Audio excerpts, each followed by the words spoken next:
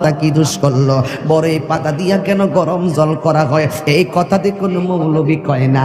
লাল কাপড়, নীল কাপড়, হলুদ কাপড়, কত কাপড় দেখলাম, কবরের কাপড়টা কেন ভাইজান সাদা, এই সাদা দিয়া কেন দাফন করা হয়, এই কথা দিয়ে পৃথিবীর কোনো মৌলবি কয় না রে। এ আমার যুবক,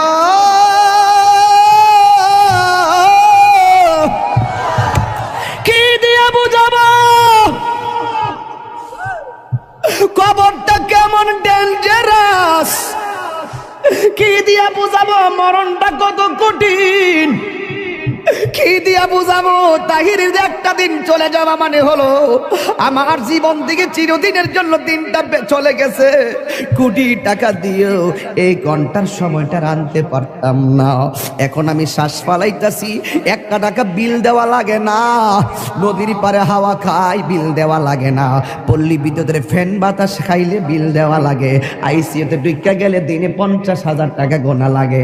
আমার আল্লাহ যে কত নিয়ামতের বাতাস আমরা ঢুকাইতেছে, বাইরে কইরাইতেছে, 1 টাকা বিল নেই না।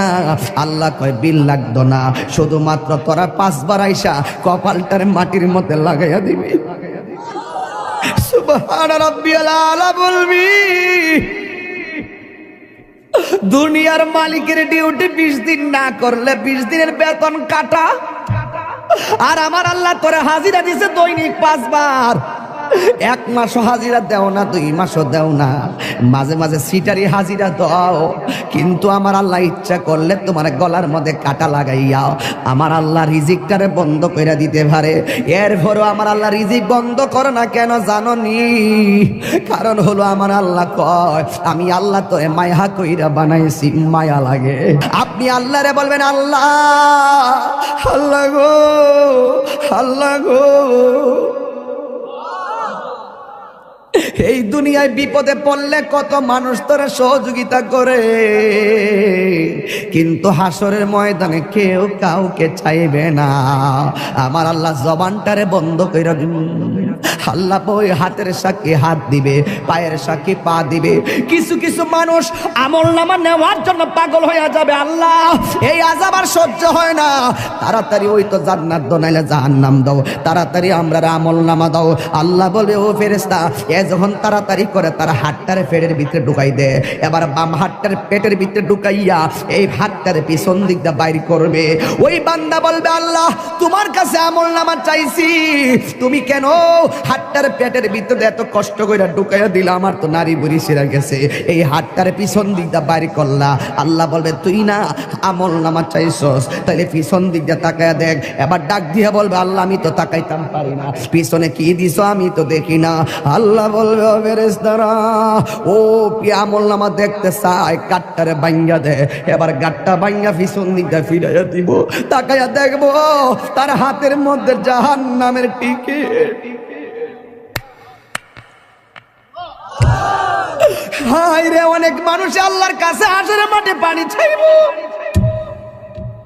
আল্লাহরে কইব আল্লাহ পানি পান করবো, পানি।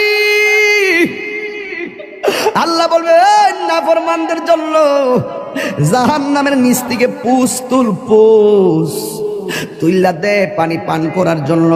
জাহান্নামের নিচ থেকে পুষ তুলে দেওয়া হবে, ওই পুষগুলো তারা খাইতে থাকবে, সাথে সাথে জিহ্বাটা গলে পড়ে যাবে, আবার খাবার চাইবে, জাক্কুম নামক ফল দেওয়া হবে, গলার মধ্যে যাইয়া আগুনের কুণ্ডলিপি হয়ে যাবে। এই জন্যই তো মানুষের চেহারা দিয়া কাউরে আল্লাহ দোজখে দিবে না, এই জায়গার মধ্যে পশু পাখির চেহারা লাগাইয়া দোজখে দিবে, কারণ এই চেহারাটা হলো আল্লাহর কুদরতি রহস্য। কথা বলেন ঠিক কিনা? মানুষ হলো আল্লাহর রহস্য। ও যুবক, এই মানুষই আল্লাহ দুনিয়ার দিকে নিব, কত বাহানা কইয়া নেয়। ইমানদারের রূহটা যেই মাত্র নিয়ে যাবে, আল্লাহ একটা ফেরেশতারে ডাক দিয়ে বলবে ফেরেশতা জান্নাত থেকে একটা সাদা কাপড় ল, একটা সাদা কাপড় লইব, সাদা কাপড় লইয়া বলবে ইমানদারের কাছে যাও। রূহটা আজরাইলে বের করার সাথে সাথে ওই রূহটারে তুমি কাফন দিয়ে বাইন্ডিং কইরা ফেলাইবা। ও যুবক, এমন ভাবে রূহটারে বাইন্ডিং করব, এমন ভাবে বাইন্ডিং কইরা আসমান দিকে উড়াইয়া লইয়া যাইব, দেখতেই তো বড় ভয় লাগে। এমন ভাবে বুঝি তাহিরিরে বাইন্ডিং করব, এমন ভাবে বুঝি আপনারে বাইন্ডিং করব, দেখলই তো কেমন জানে লাগে। দেখলেই তো কেমন জানে লাগে, এইভাবে বুঝি আমার বাইন্ডিং করব। আল্লাহ বলে আজরাইল, হো আজরাইল রুহুটা লো। আবার কো জান্নাতের ফেরেশতা আমার ইমানদারের রুহুটারে জান্নাতের সাদা কাপড় দিয়া বাইন্ডিং কইরা ফেলাইবি। এবার ফেরেশতা এসে বাইন্ডিং করে কইরা আসমানের দিকে একটা উড়াল মারে। এবার আসমানে যায়, প্রথম আকাশের ফেরেশতা কই ও ফেরেশতা, যাওয়ার সময় দেখছি তোমার কোনো গ্রাণ নাই, কিন্তু এখন কোথায় থেকে খুশবু আসতেছে? কই এটা হইলো কথার কথা বলতেছে আর কি, যদি বাড়ির ইমানদার হয় এমনে বলবে এটা হইলো বাড়ি উড়ার ইমানদারের রুহু লইয়া যাইতেছি। সাথে সাথে প্রথম আকাশের ফেরেশতা এই রুহুটারে সালাম দিব। এবার দ্বিতীয় আসমানে গেলে সালাম দিব, তৃতীয় আকাশে গেলেও সালাম দিব, চতুর্থ আকাশে গেলেও সালাম দিব, পঞ্চম আকাশে গেলেও সালাম দিব, ষষ্ঠ আকাশে গেলেও সালাম দিব, সপ্তম আকাশে গেলেও সালাম দিব রে বাবা। এবার যাওয়ার পরে আমার আল্লাহ ডাক দিয়া কয় ও ফেরেশতা আর সামনে নিস না, আমি আল্লাহ ইমানদারের জন্য একটা বাড়ি বানাইছি। আর সামনে নিস না গো, আমি আল্লাহ একটা বাড়ি বানাইছি। ওই বাড়িটার নাম কি? বাড়ির নাম হলো কোরআনের ভাষায় হলো ইল্লিন। এই রুহুটারে ইল্লিনে রাখিয়া দে। আর এই দিক দিয়া বাড়ি উড়ার এই আমার বাবার বডিটারে বাইন্ডিং করবার লাইগা বাড়ি উড়ার দোকান থেকে সাদা কাপড় আইনা বডিটারে বাইন্ডিং করলো। মানুষ আইব রে এক নজর দকিতে মানুষ আইব রে। বিষয়টা দিছেন খুব কঠিন। মানুষ আইব রে এক নজর দেখিতে মানুষ আইব রে। দেহ কাচার অচিন পাখি, দেহ কাচার ও চিন পাখি উইরা যেদিন যাইব রে এক নজর দেখিতে মানুষ আইব রে। জিহাদ HD media, the Islamic content creator. আমার যুবক ভাইরা, আমার মুরব্বী বাবাজিরা, আমি দেখতেছি অনেকে নগদ 1000 টাকা দিতেছে, অনেকে 500 টাকা দিতেছে, 100 টাকা দিতেছে, অনেকে 10 টাকা দিতেছে। আল্লাহ, এই মাহফিলে হাজার হাজার মানুষ যারা এই মাদ্রাসার জন্য টাকা দিয়ে দিতেছে, টাকা দেওয়ার প্রতিযোগিতায় মাঠে নেমে গেছে। আল্লাহ মেহেরবানি করে তুমি সবার দান গুলাকে তোমার দরবারে কবুল আর মঞ্জুর করে নাও।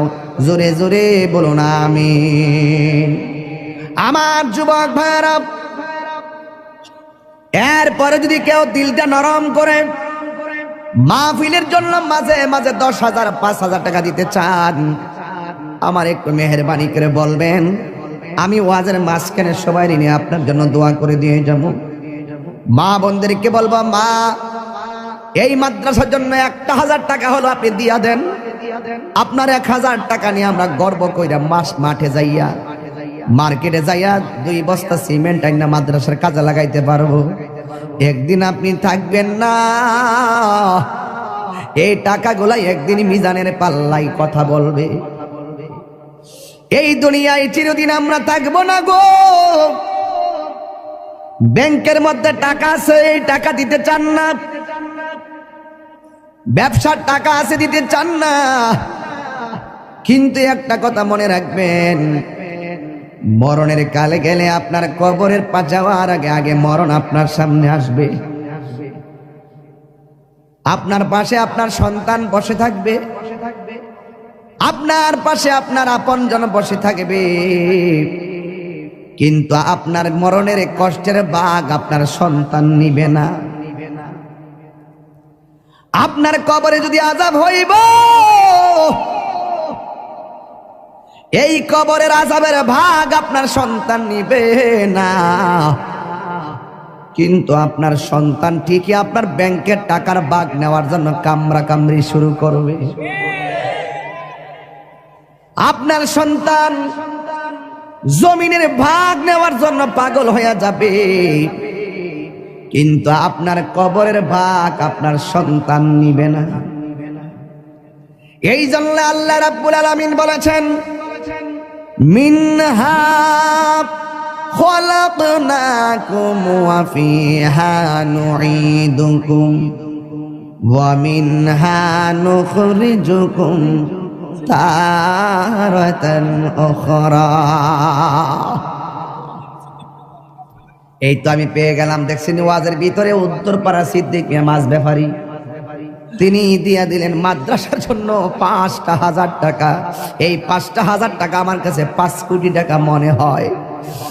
এই টাকাগুলা মাদ্রাসার কাছে লেগে গেলে একদিন হয়তো সে কবরে চলে যাবে, এই সওয়াবটা তার কবরে ফ্লেক্সি হতে থাকবে। আল্লাহ আপনি তার দানটাকে কবুল আর মঞ্জুর করে নেন। সবাই জবানটা খুলে বলুন আমিন। আল্লাহ বলছেন এই মাটি থেকেই তোমাকে সৃষ্টি করা হয়েছে, এই মাটিতেই তোমাকে দাফন করা হবে, এই মাটি থেকে তুমি একদিন হাসরের ময়দানে উঠবে। আমার যুবক ভাইরা গভীর মনোযোগ, আমাকে বিষয় দিয়েছে কবরের আযাব আর হাসরের ময়দানের ভয়াবহতা। এই ওয়াজগুলো আমি প্রতি মাহফিলে করে দিলটা নরম করে দেওয়া লাগবে। বন্ধুরে আমার, ও বাড়ি উড়ার বন্ধুরা, কুস্তি শাহবাজপুর সাজদাপুরের বন্ধুরা, মাশাআল্লাহ। কোন জায়গা? জাঙ্গালপাড়ার জনাব মোশাররফ হোসেন প্রবাসী, তিনি দিলেন ৫,০০০ টাকা। যেরকম মারহাবা। আয় রাব্বুল আলামিন, এই দান তুমি কবুল করো, মঞ্জুর করো। আল্লাহ আমি কবরের আলোচনা শুরু করে দিলাম। রিয়াসত বাড়ির আক্তার মিয়া ২,০০০ টাকা। যেরকম মারহাবা। নগদ যারা তুলছেন টেহারি গণ্য আমার কোয়েন কত টাকা উঠছে? আপনারা কেড়ে কেড়ে টেহা দিচ্ছেন, হাত তোলেন। নগদ কে কে দিচ্ছেন, হাত তোলেন। মাশাআল্লাহ, অনেকে দিছে, আলহামদুলিল্লাহ। আমার মনে হয় সবাই যদি অংশগ্রহণ করেন মিনিমাম ৩০-৪০ হাজার টাকা ওঠার কথা। এরপর আমি গণ্যা দিক খেলে কত উঠছে টেহাটা গনেন। কেডা? উত্তরপাড়া হোসেন মিয়া দিছে, উসন মিয়া দিছে ২,০০০ টাকা। মারহাবা। স্কুল ভাড়া উসন মিয়া দিছে ২,০০০ টাকা। মারহাবা কন। কেউ রাগ করবেন না, গুসা করবেন না। যারা দিবেন তারা জিতে যাবেন, যারা টাকা দেওয়ার পরে খুশি হয়ে মারহাবা বলেন আপনারা ধন্য হয়ে যাবেন। আর যারা মনটা খারাপ করে ফেলবেন আসামি হয়ে যাবেন। জনাব মোহাম্মদ রুমুজ আলী দিছেন ১,০০০ টাকা। আয়াত আলী সর্দার বাড়ি রুমুজ মিয়া, আয়দুল আলী সর্দার বাড়ি রুমুজ মিয়া দিছে ১,০০০ টাকা। মারহাবা করেন। আচ্ছা, এখন যারা টাকা দিব আপনারা লিখকে ফেলাইবেন, পরে আমার কাগজটা দিয়েন, আমি একবারে লাস্টে কয়ে দেব ইনশাল্লাহ। হ্যাঁ, আমি ওয়াজটা শুরু ঢুকে গেছি তো, এখন মনটা গেছে এইদিকে। হ্যাঁ, আর বাকি যা দিবেন আমার কাছে লিখকে দিয়ে দিলে আমি ইনশাল্লাহ ঘোষণা করে দিব। আর সবাই আজকে আমরা দোয়া করে যাবো। রাজি আছি নিবাজান? আপনারা এখন বাড়ি উড়ার মানুষ, দিলটা নরম করে কন, আমাদের আসল বাড়ি কি বিল্ডিং না কবর? এই আওয়াজে মানি না, জোরে জোরে বলো বিল্ডিং না কবর? বন্ধুরে টান দেন, বন্ধুরে আমার, ও আমার যুবক ভাইয়েরা, আসল ঘরের নাম হলো কবর। এই কবরটাতে যাব, যাওয়ার আগে তো আমাদের কাছে আজরাইল আসবে। আজরাইল দেখলে তোমার কেমন লাগবে জানোনি? আমি আপনাদের কাছে জানতাম চাই, বাড়িওরা গ্রামের মধ্যে আজরাইল আইসিনি? কথা কোন আইসিনি? দাদারে লয়া গেছে আজরাইল আইসা, দাদিরে নিয়ে গেছে আজরাইল আইসা, আমারও নিয়ে যাইব আজরাইল আইসা। আমার নবী বলে আজরাইল বড় ভয়ঙ্কর জিনিস। এই আজরাইলের চেহারাটা দেখলে অনেক মানুষের হাড্ডিগুলা খুলে যাবে। আজরাইলের চেহারা দেখলে অনেকের রগগুলা টাস টাস করে ছিঁড়ে যাবে। আজরাইলের চেহারা দেখলে অনেকের হাড্ডিগুলা চুরমার হয়ে যাবে। এই মুহূর্তে যদি বাড়িওরা আইল্যান্ডের মধ্যে মোটর সাইকেল একটা উল্টায় পইরা যায়, পা ভাঙ্গা যায়, এক্সরে মেশিন দিয়ে ট্রাই করে কেমন ভাবে ভাঙছে। এই দুনিয়ার ভাঙ্গার মধ্যে পরীক্ষা করে দেখে কেমনে পাটা ভাঙছে। কিন্তু আজরাইলের থাবাই যে তোমার হাড্ডি চুরমার হয়ে যাবে, এটা ধরার মতন কোনো মেশিন এখন আবিষ্কার হয় নাই, যেমন ভাবে হায়াত কিনার ফ্যাক্টরি এখনো আবিষ্কার হয় নাই। কথা বলেন ঠিক কিনা? আমার যুবক ভাইয়েরা, আমার নবী বলেন আজরাইল দেখলে বেঈমানগুলো এমন পাগল হয়ে যাবে, তার পাশে তার সন্তান বসে থাকবে, তার পাশে তার আপনজন বসে থাকবে, কিন্তু তার কষ্টের ভাগ তার স্ত্রীও নিবে না, তার কষ্টের ভাগ তার আম্মাও নিবে না।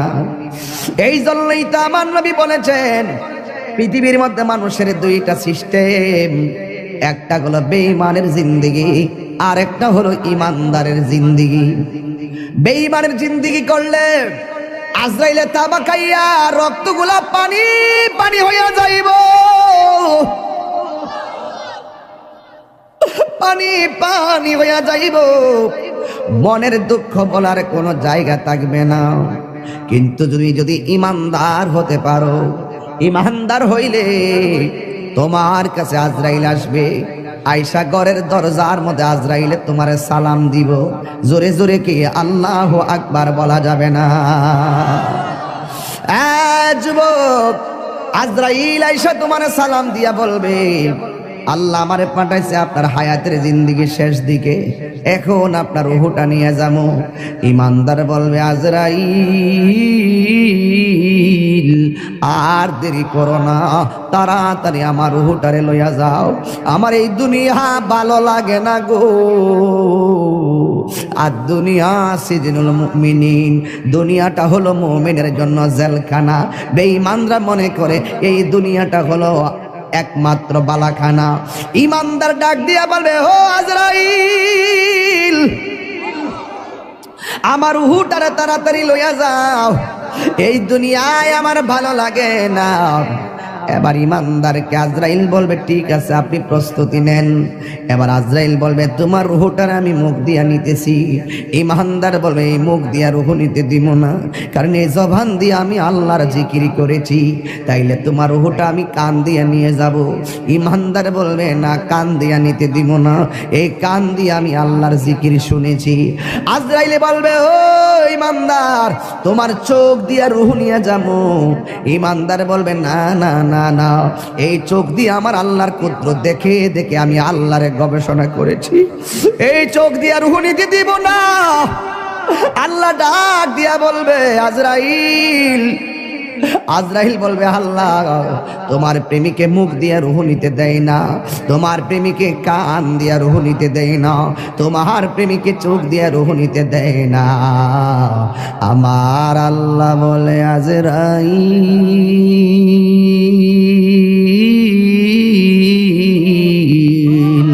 ও আজরাইল আমার বন্ধুরের রূহটা যদি নিবা, আমার ইমানদার বান্দার রূহ যদি নিবা, তাইলে তোমার হাতের তালুর মধ্যে আমি আল্লাহর নামটা লেখো, আমি আল্লাহর নামটা লেখো, হাতের মধ্যে আল্লাহর নামটা লিখবো।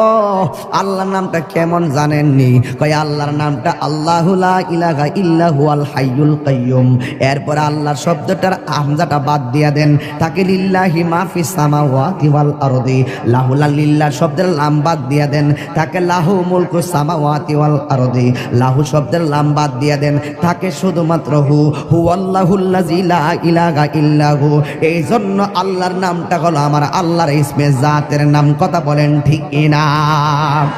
अल्लाह अल्लाह क्या मुबारक नाम है, अल्लाह अल्लाह आशिकों का काम है।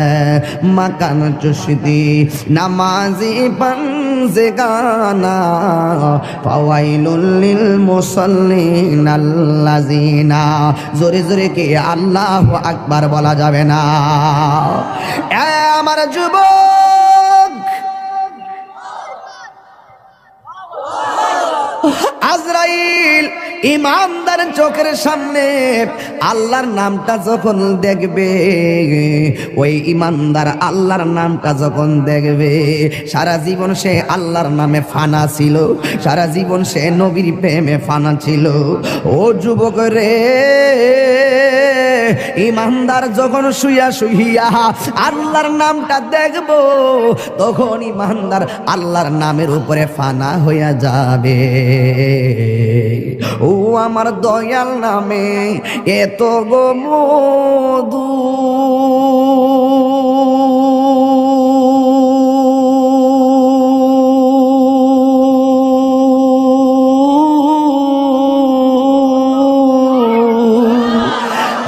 আমরা রে কয়রাছে এ জাদু গো, ওরে দেখা দিয়া কুলে নিয়া, দেখা দিয়া কুলে নিয়া নিবা মনের বেদনা, আমার মন হইয়াছের দেওয়ানা, আমার দয়াল নামে দয়াল নামে এত মধু খাইলে মধু ফুরায় না, আমার মন গয়াসের দেওয়াল। আরে তোমার পাইবার হাসি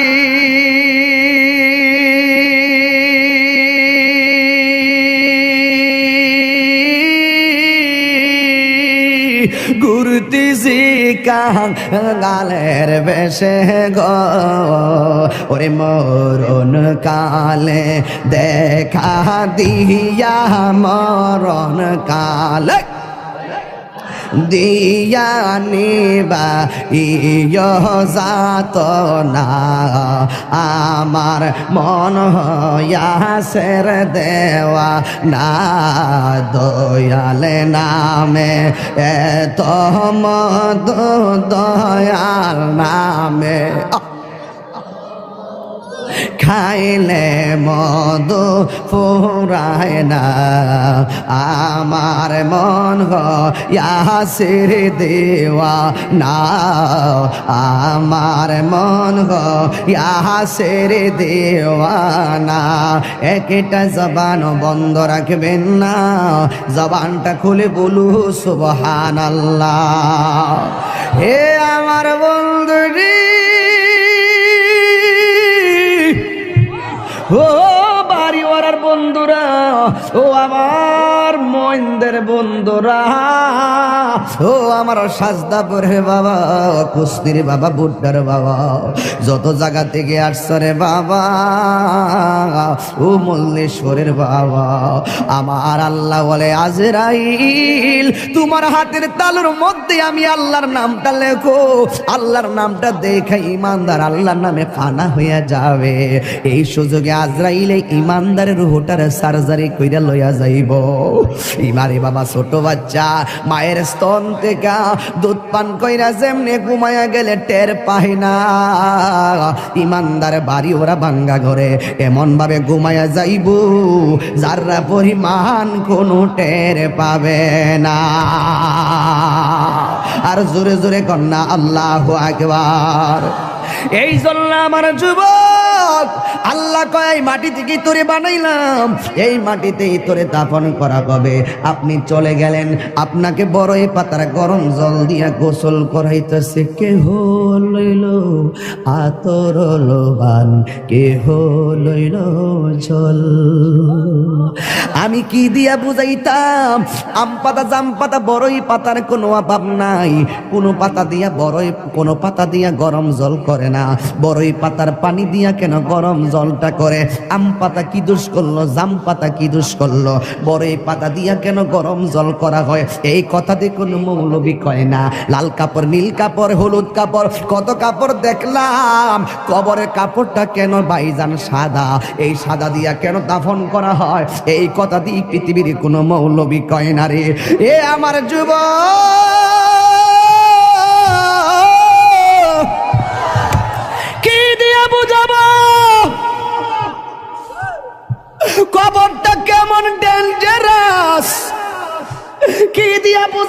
মরণটা কত কঠিন কি দিয়া বুঝাবো। তাহিরের যে একটা দিন চলে যাওয়া মানে হলো আমার জীবন থেকে চিরদিনের জন্য দিনটা চলে গেছে। কোটি টাকা দিয়েও এই ঘন্টার সময়টা আনতে পারতাম না। এখন আমি শ্বাস ফালাইতাছি, 1 টাকা বিল দেওয়া লাগে না। নদীর পারে হাওয়া খাই, বিল দেওয়া লাগে না। পল্লী বিদ্যুতের ফ্যান বাতাস খাইলে বিল দেওয়া লাগে। আইসিইউতে ঢুকা গেলে দিনে 50,000 টাকা গোনা লাগে। আমার আল্লাহ যে কত নিয়ামতের বাতাস আমরা ঢুকাইতেছে, বাইরে কইরাইতেছে, 1 টাকা বিল নেই না। আল্লাহ কয় বিল লাগতো না, শুধুমাত্র তোরা 5 বার আইসা কপালটার মাটির মধ্যে লাগাইয়া দিবি। সুবহান রাব্বিয়াল আলা বলবি। দুনিয়ার মালিকের ডিউটি 20 দিন না করলে 20 দিনের বেতন কাটা। আর আমার আল্লাহ তোরে হাজিরা দিছে দৈনিক 5 বার। 1 মাসও হাজিরা দেও না, 2 মাসও দেও না, মাঝে মাঝে সিটারি হাজিরা দাও। কিন্তু আমার আল্লাহ ইচ্ছা করলে তোমার গলার মধ্যে কাটা লাগাইয়া আমার আল্লাহ রিজিকটারে বন্ধ করে দিতে পারে। এরপরও আমার আল্লাহ রিজিক বন্ধ করে না কেন জানো নি? কারণ হলো আমার আল্লাহ কয় আমি আল্লাহ তোরে মায়া কইরা বানাইছি, মায়া লাগে।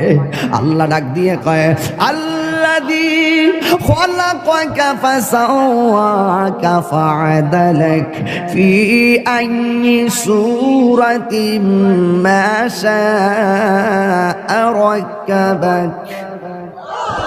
আমার আল্লাহ তোরে সুন্দর নমুনায় বানাইছি। এই জন্য আমার আল্লাহকে খলাকতু বিয়াদাইয়া, আল্লাহ এই চেহারাটারে নিজের হাতে বানাইছে। আল্লাহ বলে মিনহা খলাকনাকুম, আমি এই মাটি থেকে তোরে বানাইছি, মানে আদমরে বানাইছে। আদম হলো ডাইরেক্ট মাটি দিয়া তৈয়ার, আমরা কইলাম মা বাবার নুতফা দিয়া তৈয়ার। বন্ধুরে আমার এই চেহারাটা ডাইরেক্ট আমার আল্লাহ নিজের হাতে বানাইছে। এই জন্যই তো মানুষের চেহারা দিয়া কাউরে আল্লাহ দুজকি দিবে না। এই জায়গার মধ্যে পশু পাখির চেহারা লাগাইয়া দোজকে দিবে, কারণ এই চেহারাটা হলো আল্লাহর কুদরতি রহস্য। কথা বলেন ঠিক কিনা? মানুষ হলো আল্লাহর রহস্য। ও যুবক, এই মানুষই আল্লাহ দুনিয়ার দিকে নিব। কত বাহানা কইরা নেয়। ইমানদারের রূহটা যেই মাত্র নিয়ে যাবে, আল্লাহ একটা ফেরেশতারে ডাক দিয়ে বলবে, ফেরেশতা জান্নাত থেকে একটা সাদা কাপড় ল। একটা সাদা কাপড় লইব, সাদা কাপড় লইয়া বলবে ইমানদারের কাছে যাও। রুহুটা আজরাইলে বের করার সাথে সাথে ওই রুহুটারে তুমি কাফন দিয়া বাইন্ডিং কইরা ফেলাইবা। ও যুবক, এমন ভাবে রুহুটারে বাইন্ডিং করব, এমন ভাবে বাইন্ডিং কইরা আসমান দিকে উড়াইয়া লইয়া যাইব, দেখতেই তো বড় ভয় লাগে। এমন ভাবে বুঝি তাহিরিরে বাইন্ডিং করব, এমন ভাবে বুঝি আপনারে বাইন্ডিং করব, দেখলই তো কেমন জানে লাগে, দেখলই তো কেমন জানে লাগে। এইভাবে বুঝি আমার বাইন্ডিং করবো। আল্লাহ বলে আজরাইল, ও আজরাইল রুহুটা লো। আবার কো জান্নাতের ফেরেশতা আমার ইমানদারের রুহুটারে জান্নাতের সাদা কাপড় দিয়া বাইন্ডিং কইরা ফেলাইবি। এবার ফেরেশতা এসে বাইন্ডিং করে কইরা আসমানের দিকে একটা উড়াল মারে। এবার আসমানে যায়। প্রথম আকাশের ফেরেশতা কই, ও ফেরেশতা যাওয়ার সময় দেখছি তোমার কোনো গ্রান নাই, কিন্তু এখন কোথায় থেকে খুশবু আসতেছে। কই এটা হইলো কথার কথা বলতেছে আর কি, যদি বাড়ি ইমানদার হয় এমনে বলবে এটা হইলো বাড়ি উড়ার ইমানদারের রুহু লইয়া যাইতাছি। সাথে সাথে প্রথম আকাশের ফেরেশতা এই রুহুটারে সালাম দিব। এবার দ্বিতীয় আসমানে গেলে সালাম দিব, তৃতীয় আকাশে গেলেও সালাম দিব, চতুর্থ আকাশে গেলেও সালাম দিব, পঞ্চম আকাশে গেলেও সালাম দিব, ষষ্ঠ আকাশে গেলেও সালাম দিব, সপ্তম আকাশে গেলেও সালাম দিব রে বাবা। এবার যাওয়ার পরে আমার আল্লাহ ডাক দিয়া কয়, ও ফেরেশতা আর সামনে নিস না, আমি আল্লাহ ইমানদারের জন্য একটা বাড়ি বানাইছি। আর সামনে নিস না গো, আমি আল্লাহ একটা বাড়ি বানাইছি। ওই বাড়িটার নাম কি? বাড়ির নাম হলো কোরআনের ভাষায় হলো ইল্লিন। এই রুহুটারে ইল্লিনে রাইখা দে। আর এই দিক দিয়া বাড়ি উড়ার এই আমার বাবার বডিটারে বাইন্ডিং করবার লাইগা বাড়ি উড়ার দোকান থেকে সাদা কাপড় আইনা বডিটারে বাইন্ডিং করলো। মানুষ আইব রে এক নজর দকিতে, মানুষ আইব রে। বিষয়টা দিছেন খুব কঠিন। মানুষ আইব রে এক নজর দেখিতে মানুষ আইব রে।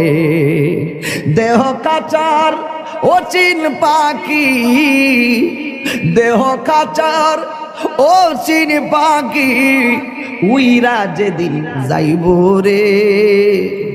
এক নজর দেখিতে মানুষ আইব রে। এইভাবে আপনার বডিটারে দেখবার লাগে কত মানুষ আইব, আয়া আয়া দৌড়ায় দৌড়ে আবার যাইব গা, কয় বাজার আছে, আমার কাজ আছে, কয়া কয়া দৌড়ায় দৌড়ে যাইব গা।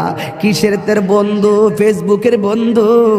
এই বন্ধু তোরে দেখার জন্য একটা মিনিটের জন্য আইব, আয়া কোন রকমে দেখে আবার বন্ধু তোরে ফালাইয়া যাইব গা। কিসের তোমার বন্ধু? কয়েকটা মিনিটের জন্য জানাজার ময়দানে যাইব, ভালো করে মাটিও দিবে না, কয়েক ক্রিকেট খেলা আছে, এই কথা বইলা বন্ধু চলে যাবে। তার মানে বোঝা গেল এই দুনিয়ার বন্ধু তোমার কবরের আপন না, যিনি কবরে আপন হবে তিনি আছে শাহে মদিনা। কথা বলেন ঠিক কিনা? হাত তুলে বলো ঠিক কিনা বলো। আমার নবী কবর আসার ক্ষমতা আছে না?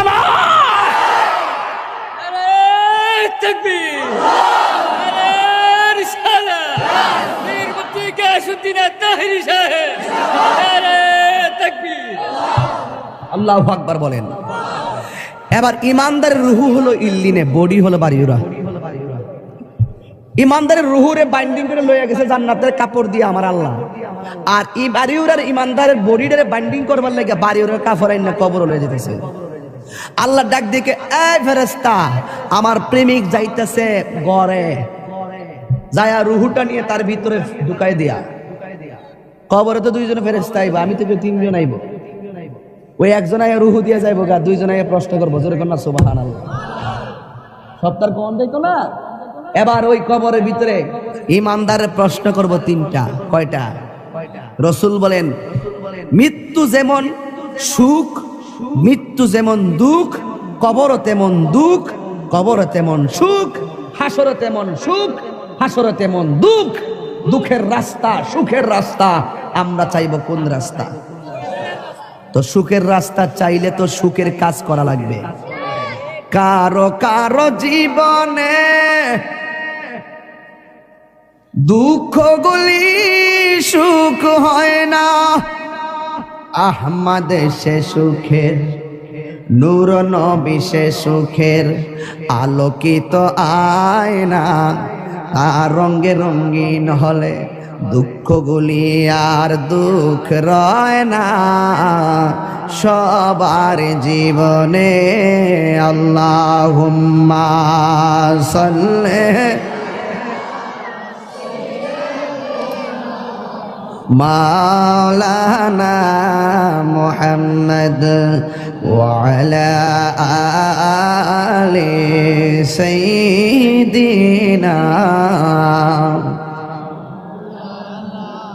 বাজান, আপনারা যদি কেউ উঠেন আমি কষ্ট পাবো। আমি আসল ঘরের ওয়াজ করতেছি। যদি কেউ মন খারাপ করেন আর ডান বাম সান আর মুখে হাসি আসে, তাইলে আপনার মুসিবত। কে রে? আসল ঘরে না। রাসূল বলছেন কবর হইল আখিরাতের প্রথম মঞ্জিল। ওই প্রথম মঞ্জিলের কথা বলতেছি। আর আপনি যদি ফেসবুক চালানো ওয়াজে বসে বসে, সেটা দুঃখজনক। আমার দিকে তাকান, কবরে সুখ আছে কিনা? রাসূল বলেন বেনামাজের জন্য কবরে তিনটা শাস্তি। আমাদের খলিল রেজা সাহেব এখানে নামাজ পড়ান, ভালো আলেম। আমার বড় কষ্ট হয়, আল্লাহ রাসূল এই কথাটাই বলছিলেন, মসজিদে যখন জামাত হয়, আমি যখন দেখি কেউ ঘরে বসা, আমার মনে চায় তার ঘরটারে আমি আগুন দিয়ে জ্বালাই দিই। আমার খুব ব্যথা লাগে যখন মসজিদে জামাত হয়, আপনি দোকানে আড্ডা দেন, মনে হয় যেন কবরে শুধু আমরাই যাবো, আপনারা যাইতেন না। রাসূল বলেন কবরে বেনামাজির জন্য তিনটা শাস্তি, লিখে রাখেন। নাম্বার 1, কবরে দেওয়ার পরে দুই পাশের মাটি দুই প্রান্তে চলে যাবে। এই ছেলে, এই বসো।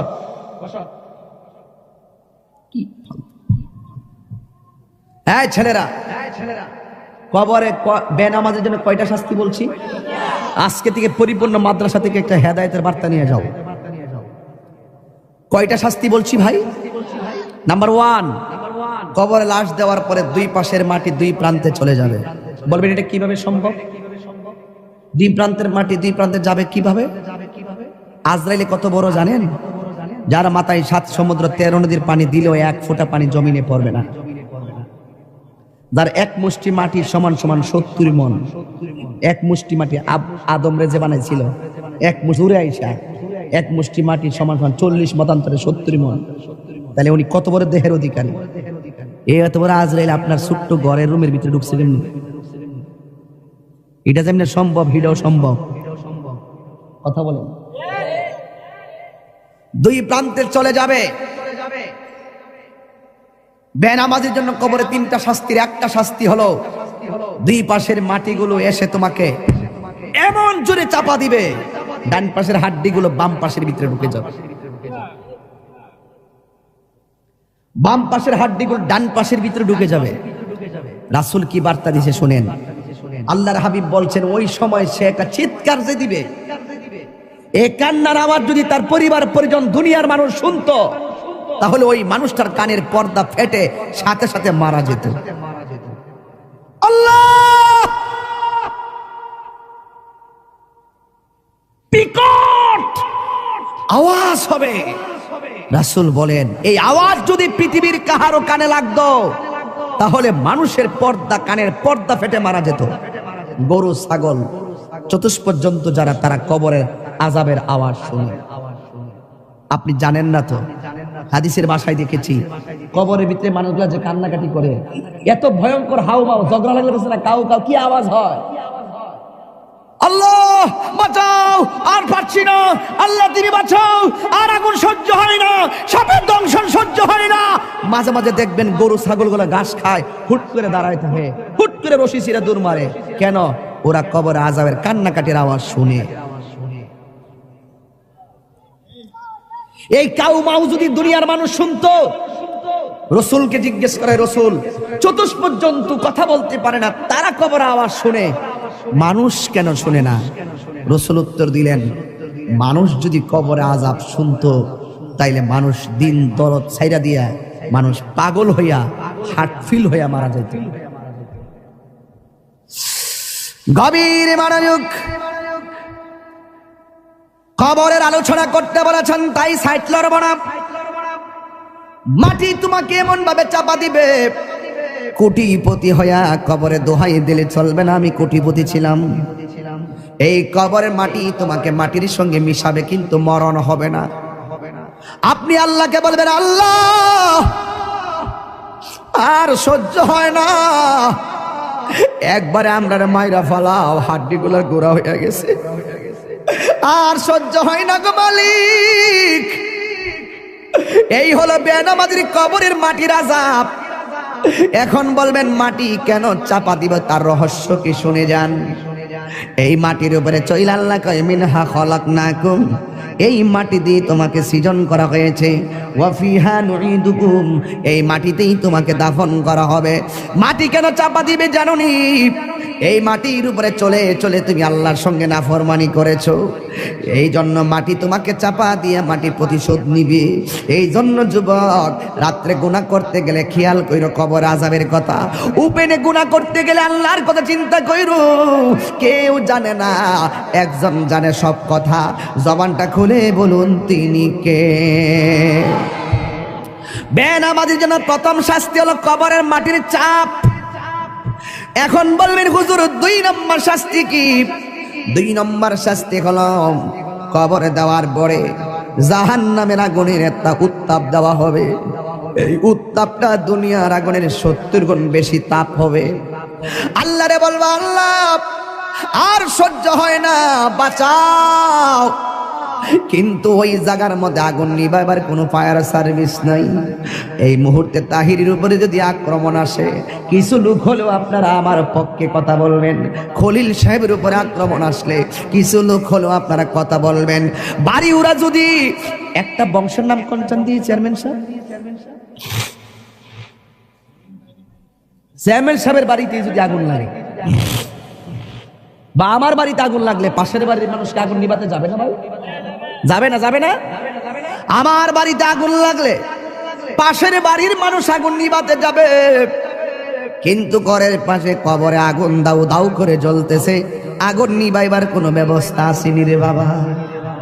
এই জন্য বেনামাজির কবরে আগুন ধরে দিবে, অবস্থা ভয়াবহ হবে। 3 নম্বর বেনামাজির কবরে 3 নম্বর শাস্তি হলো, বেনামাজির কবরে একটা সাপ ঢুকবে, যেই সাপের দাঁতগুলো হবে 70 গজ লম্বা, চোখগুলো হবে দুনিয়ার আগুনের চাইতে 70 গুণ লাল। ওই সাপটার মাথায় থাকবে মহিলাদের চুলের গোছার মতন চুল। ওই সাপের গায়ের মধ্যে দুর্গন্ধ থাকবে। আমরা একটা সাপের দুর্গন্ধ সহ্য করতে পারি না, নাকে ধরে যায়, লাশের গন্ধ সহ্য করতে পারি না, কিন্তু ওই সাপের গায়ের মধ্যে এমন দুর্গন্ধ থাকবে গো, এই সাপের দুর্গন্ধ যদি কাহারো নাকের মধ্যে লাগতো, ওই মানুষটা কলেরা হইয়া সাথে সাথে মারা যাইত। এমন দুর্গন্ধ সাপ কবরে ঢুকাইয়া দেওয়া হবে। ও তাহিরি হুজুর, এই সাপটা কতটুকু লম্বা? বুখারী শরীফের হাদিস খুললা দেখেন, এই সাপের দৈর্ঘ্য হলো 450 কিলোমিটার লম্বা। এমন বিষাক্ত সাপ তোমার পায়ের মধ্যে সুবল দিবে না, তোমার কপালের মধ্যে সুবল দিবে না। কারণ মানুষের বডির ভিতরে কোন দিক দিয়ে শয়তান মানুষের ভিতরে ঢুকে জানেননি? কান দিয়া ঢুকে না, নাক দিয়া ঢুকে না, চোখ দিয়া ঢুকে না, শয়তান মানুষের ভিতরে প্রবেশ করে নাভি দিয়া, নাভি দিয়া। এই জন্য ওই শয়তানের পাল্লাই পইরা যারা নামাজ চাইরা দিছো, ওই সাপটা তোমার নাভির মধ্যে এমন জোরে 70 গজ দাঁতটা বসাইয়া দিয়া বডিটারে আলাদা কইরা 70 গজ মাটির নিচে নিয়ে ঢুকাইয়া দিবে। আপনি বলবেন আল্লাহ আর সহ্য হই না গো। ও যুবক, পায়ে হাত দিয়া বইলা যায়, নামাজ ছাড়লে আল্লাহ বড় অসন্তুষ্টি হইয়া যায়। একদম মুসা নবীর কাছে একটা মহিলা আসলেন, আয়েশা বলতেছে, মুসা নবী গো, আমি এমন গুনাহ করছি, আল্লাহর কাছে 100 বার ক্ষমা চাইলে মনে হয় কেন জানে আল্লাহ ক্ষমা করবে না। আমি এত তওবা করি, চোখের পানি ফেলায় কান্দি গো মুসা নবী। আপনারা আওয়াজ করে বলেন, মুসা নবী কি নরম নবী না গরম নবী? মুসা নবীর আয়েশা বলেন, নবী গো, আমি এমন গুনাহ করছি আমার আল্লাহ ছাড়া কেউ জানে না, কিন্তু আমি এমন ভাবি আল্লাহর কাছে ক্ষমা চাই, কিন্তু আমার আল্লাহ ক্ষমা করবে কিনা আমি জানি না। কেন জানে মনে হয় আমার আল্লাহ আমাকে ক্ষমা করবে না। এবার মুসা নবী ডাক দিয়ে, ও পাগলনি, তুমি কি এমন গুনাহ করছো যে এই গুনার কারণে আল্লাহর কাছে তওবা করার পরও তোমাকে তওবাটা কবুল হবে কিনা তুমি মনে করতে পারো না? এবার মহিলা ডাক দিয়ে বলে, নবী গো, আপনি তো আল্লাহর সঙ্গে কথা বলেন, আপনি আল্লাহরে যাইয়া আমার নামটা ধরে কইবেন, আমি মহিলার দোয়া আল্লাহ কবুল করছেনি, আমার গুনাহগুলো আল্লাহ মাফ করছেনি। এবার মুসা নবী ডাক দিয়ে, মহিলা, তুমি কি এমন গুনাহ করছো যেই জন্য তোমার কথা আল্লাহর কাছে গিয়ে আমি তুলে ধরার জন্য বলেছ? এবার মহিলাটা ডাক দিয়ে বলে, নবী গো, আমি একটা অন্যায় করছি। কই কি অন্যায়? কই আমার বিয়ে হয় না, কিন্তু আমি একটা মানুষের সঙ্গে অবৈধ মেলামেশা করেছি, এরপরে আমি বুঝতে পারি নাই আমার পেটের মধ্যে একটা সন্তান চলে এসেছে। এখন মনে মনে ভাবলাম এই সন্তানটার আমি কি করব, কিন্তু মারার তো কোনো পদ্ধতি পাইলাম না। আমি একটা আস্তে আস্তে কোনো রকম ভাবে কাপড় চোপড় দিয়া দিয়া চলাফেরা করি, মানুষকে আমি বুঝতে দেই না যে আমি হামেলা। এই জন্য আমি কোনো রকম ভাবে চলাফেরা করি, কাপড় চোপড় পরি যেন মানুষে না বুঝে। কিন্তু আমি এমন ভাবে দিন যত বাড়তে শুরু করলো, আমার শরীরটা ভারী হইতে শুরু করলো। শেষ পর্যন্ত যখন 6-7 মাস হলো, মানুষ আমারে দইরা ফেলাইবো আমার অস্বাভাবিক অবস্থা দেখলে। এরপর আমি জঙ্গলে জঙ্গলে যায়া যায়া ঘুরছি, যেন মানুষ আমারে ধরতে না পারে। ও নবী গো, নবী গো, নবী গো, আপনি জানেননি গো, আমি যখন দেখলাম 10 মাস 10 দিন হয়ে গেল, একদিন আমার পেটের ব্যথা উঠে গেল, মনে হয়েছে যেন আমার সন্তানটা হইব। কোনো দাইমারে ডাকলে শাস্তি হইয়া যাইব, কোনো দাইমারে ডাকলে সাক্ষী হইয়া যাইব, কোনো মহিলারে ডাকলে সাক্ষী হইয়া যাইব। এখন আমি কি করব? নিজে নিজেই প্রসব করাইছি আমার সন্তান, এখন আমি কি করব? এতদিন আমি পেট গোপন করছি, এখন আমি বাচ্চাটা গোপন করব কেমনে? এক তো আমি জিনা কইরা কইরা গুনাহ করলাম, 2 নম্বর সন্তান হইয়া গেছে, এখন আমি সন্তানটা লোক সমাজে লইয়া গেলে আমি কলঙ্কিনী হইয়া যাইব। মুসা নবী, আমি কি ভয়ঙ্কর গুনাহ করছি জানেননি? আমি জঙ্গলার ভিতরে বাচ্চাটা হওয়ার পরে জিন্দা সুন্দর একটা ফুটফুটে বাচ্চা, এই বাচ্চাটার আমি গলার চিপ দিয়া মাইরা ফেলাইছি। এই জন্য আমি জিনা কইরা গুনাহ করছি, এক অপরাধ। আমার পেটের মধ্যে বাচ্চা নিছি, আরেক অপরাধ। এই বাচ্চা হওয়ার পরে আমি গলার চিপ দিয়ে মাইরা ফেলাইছি, এটা আমার অপরাধ। এবার মুসা নবী রেখা, ইয়া মুসা কালিমুল্লাহ, মাফ হইবনি গো, আমার গুনাহ মাফ হইবনি। মুসা নবী তো গরম নবী, মুসা নবী ডাক দিয়ে কম বক্তার মহিলা, যাও যাও, এখান থেকে চলে যাও, এখান থেকে চলে যাও, এখান থেকে চলে যাও। ইন দি মিন টাইমে মহিলা ডাক দিয়া কয়, মুসা নবী গো, অনেক আশা ভরসা লইয়া আপনার কাছে আসছিলাম, আপনি আমারে তাড়াইয়া দিতেছেন, কিন্তু এখন আমি কি করব? এবার মুসা নবী কয়, না না, তুমি যে অন্যায় করছো তোমার কোনো ক্ষমা হওয়ার কথা না। এই মুহূর্তে আল্লাহ ডাক দিয়ে কয়, ও মুসা রে, ও মুসা, যে অপরাধটা তুমি বড় মনে করছো, এর চাইতে আরো বড় গুনাহ আছে, তুমি